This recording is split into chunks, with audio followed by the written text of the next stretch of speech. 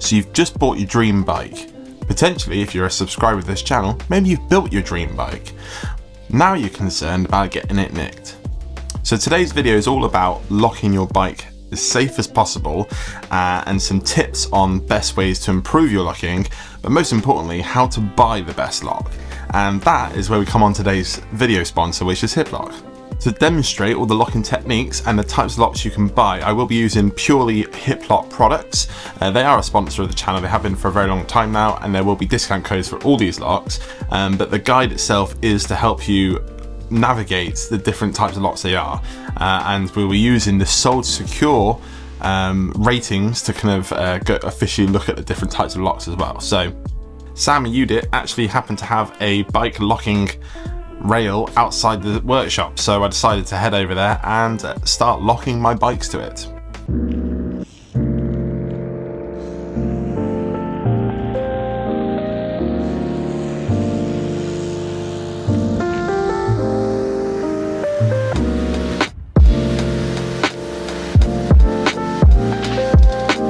Before I go through the rundown of the locks themselves, first we should touch on what Sold Secure is and why I'm bringing it up. Sold Secure isn't just a thing for Hiplok, it's used on lots of different products, not just cycling and not just locks, all sorts of things that can be related to safety essentially. They use 3 ratings, bronze, silver and gold, essentially okay, pretty good, perfect. But they also do have a couple of extras, which is I believe is diamond, even double diamond or black diamond, which we'll look at later on. When it comes to locking a bike, depending on where you're going to lock it and how long you're going to lock it for, I guess, is where you want to look at these ratings.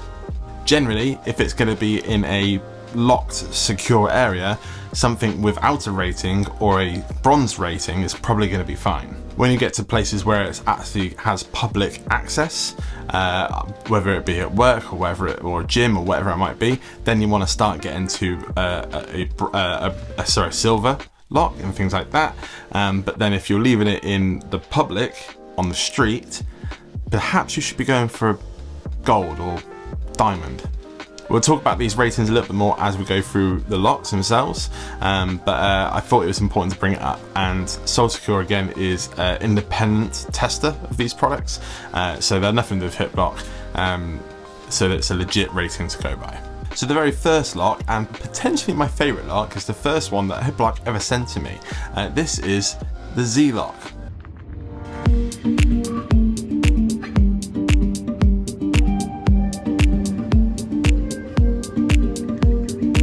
Now this one is one of my favourites to talk about because it drives people insane, because essentially it is a zip tie, and you see what I mean?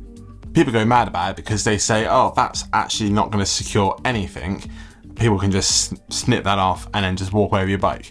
Well, number one, it's got a metal, bit of metal essentially running through the actual cable itself, so it's not just made out of plastic, people often say that they could probably just rip it off using their hands. I tried it on my bike, and I'm going to insert that footage right now just to see if it was possible.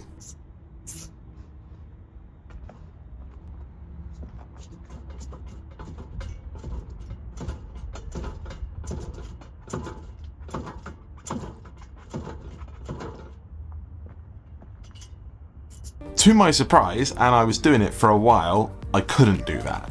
I'm sure if you use some tools or maybe a bit more force, you might be able to break it off, but that's not what this is for. I use this mainly for locking gear and helmets to things. I know a lot of people use these when they stop outside coffee shops and things like that, on road rides and things like that. This is the lightest lock you could probably get in the world. I'm not quoting that, I'm just potentially, I don't know, maybe it is. And it is pretty secure. So if you are locking your bike up for minutes, 30 seconds even potentially, this is going to keep your bike from walking off. But it definitely does help for like locking up helmets to stuff like that. I often use this to actually secure bags and stuff to my cargo bikes when I'm nipping in and out of shops, or even just to stop them falling out or rolling off or something. And I carry them every day. Every one of my bags has at least one dangling off them. Potentially my favourite product in existence. But in a nutshell, it's not highly rated, it's not going to stop your bike from being stolen, but it's certainly going to slow people down if it is a nip into a coffee shop or locking some gear to your bike. Or I know people that use it in pickup trucks, in the beds to hold cycling helmets and gear stuff from rolling around. So there's loads and loads of uses for it, and I like it a lot. Up in the ante slightly with the next one is the Hiplok Spin. The Hiplok Spin is a medium security lock, so it's more for casual use, or a big thing for me is kids' bikes. The reason I say kids' bikes is the fact that, one, this is a wearable lock. It's the first of 2 wearable locks we're going to talk about in this video. So you can wear it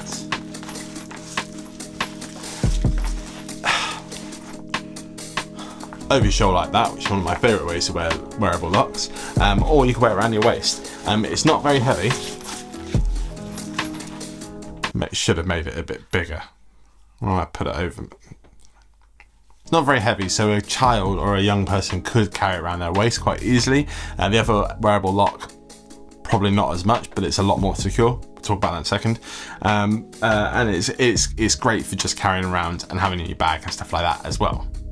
This is one of those locks that I'd be using on a bike if it was in a place that is already secure. So maybe it is a place where it is in a gym or an office, so it does have public access, but generally they're going to be people you work with, probably unlikely to steal your bike, or maybe if it's locked up in your shed or at home.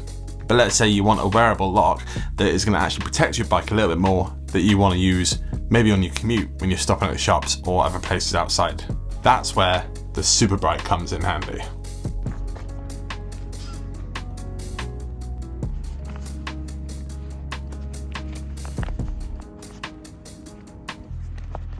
The Super Bright is actually one of the locks I use most often. Not the most, we'll get to most later on, but it's really good for actually when you're out, maybe going out for just an occasion, you can lock your bike close by or for a little while, or just if you are commuting. I know a lot of people that commute with this at work, and I often see it actually around people's waists when they're commuting to work, when I see them out and about in London.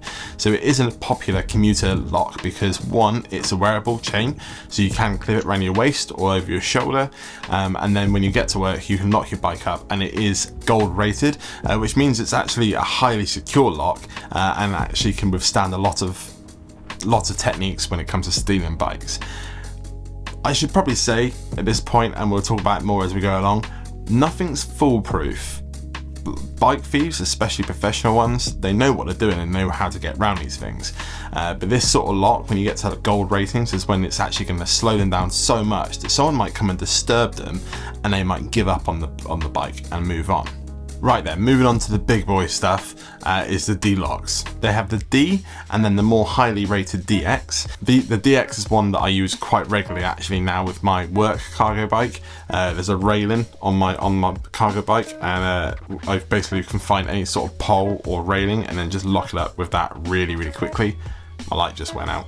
Got to deal with a slightly darker Craig now. Then moving on to the ones that we're going to talk about next, which is the D1000 and the DX1000. The D1000 is the lock that I use probably every single day between me and my wife. It's the one that I carry with my family cargo bike, and we use it every time we lock it anywhere. We take it to the supermarkets, we take it out to the park, we take it all over the place, and every time I lock it with this thing.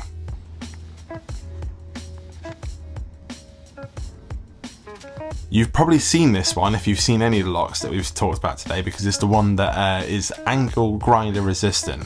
It can withstand angle grinder attacks to an insane degree, to the point that, like, any review that you've probably seen on it, and spoiler alert, I'm not cutting mine up, It takes several discs, and we're talking 20-30 minutes, maybe longer. I don't know if I've seen anybody actually get through it in any good time, but it's insane. It is possible, but it would take such a ridiculous amount of time, and it just wouldn't happen in public, put it that way. And I think that takes us on to the tips and techniques and how to actually prevent people from stealing your bike. Now, when it comes to locking techniques, it's simple, and for me it comes down to two things. Number one is locking as much of the bike as you can to an unmovable object. I've just sorted out that light, and now that one's gone off. Using what we're doing today, the railing that I'm locking it to, obviously that is an anchored piece of metal that is very hard to move, so locking it to that is perfect. So something like that is what you should be locking it to. Then once you've started to lock your bike, you need to then lock as much as you can as possible, i.e. the wheels and the frame. If you could lock both wheels and the frame to the actual object, that is your best chance of not getting bits taken from your bike / the bike itself being nicked. And if you are able to carry multiple locks to do that, then that's winning as well. For example, I did use the extension that Hiplok sell, which is just a big chain for the chunky tires that I had on this bike, and the length of it's quite a long bike. I couldn't quite get it around both wheels and the frame and the railing itself, but almost. But you've got your big locks, you've got your locking techniques down, you've got everything you can locked to the railing or whatever it might be doing. But what's next? And it's simple. It's the location. I do often leave my bikes in public places, and I try my best to put it in a place where it is high traffic.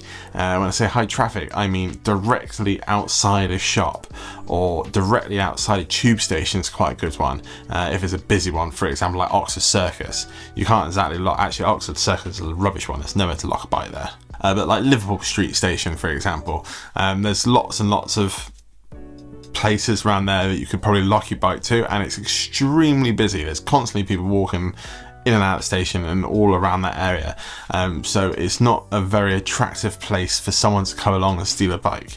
If you're locking it up somewhere where, even if it's just a side road, that there's a flow of traffic, it's going to be a little bit more desirable to do it. But the biggest thing is to deter people from wanting to do it. If there's a reason why people might have a go, then they might have a go. The last thing I wanted to mention when it comes to actually the tips and kind of like best ways of doing it, is cargo bikes in particular. True story, saw a couple with their brand new cargo bike at Tesco's trying to lock it up, and funnily they were using a D1000. The conversation I heard was, this lock is shit because I can't actually lock my bike to anything with it. And what they meant by that was the fact that, like, a cargo bike, especially one like mine and theirs, has a big wide bit at the front, and then the bike itself is quite hard to maneuver around, and they were finding it hard to get it close enough to the rail to do it. And it is very, very simple to do it as soon as you've done it once. So I actually stepped in, being someone who was supported by Hiplok. What is going on with all my lights? Anyway, being someone who's supported by Hiplok, I saw this as my duty to go and help them. Essentially, showed them the best way of doing it, which is the way that I'm putting on the screen right now, which is moving the rear end of the bike as close as possible to the rail. If you reverse it in, the back end of the bike is very similar to any other bike, so you can get it close enough. And as long as, if you're using something like a D1000, as long as you've got a big part of the metal of the frame, the rear triangle being one of the best parts of that, locking that up, you're golden. The other things to mention with most cargo bikes and some other bikes, you never know when you come down the e-bike line of stuff, is the fact that the drive side of the bike potentially has a split in the rear triangle. So if you are locking it like this in the rear triangle, my bike, for example, has 2 bolts. If you unbolt those 2 bolts with any Allen keys, you could then split the triangle and get the D-lock off. It would be incredibly hard to do, but it'd be possible with just an Allen key. So bear that in mind, always do it on the non-drive side, especially if you have that split. And that's how I lock my cargo bike. Now I realise this video is probably not interesting to everybody, and fair enough, but if you have stuck around this long, thank you so much. And the discount code that I was on about is actually down in the description. If you do fancy picking up any locks from Hiplok, use that discount code to get yourself a bit of money off. But they are running some deals at the moment with their storage solutions. They have stuff like this that is for locking or hanging your bike to a wall in a garage or wherever it might be, and it's very cool looking. There's discounts on all sorts of stuff like that as well at the moment anyway. The restock of the stickers that I've been going on about for a while arrived today, so they should all be up on the website now, sabrebikes.com as always. But tomorrow, when this video is released, I am at Stayer building a bike for the weekend. So there is a build video coming this week, first build video of the year, and I am very excited about it. It's a Specialized, that's all I'm going to tell you about it right now, but it is going to be a commuter bike. It's going to be cool. All the parts that I think are going to go on it should work perfectly fine, and it'll be a lot of fun, but you'll have to wait and see. If you're into cycling and all things bikes, you have found your people.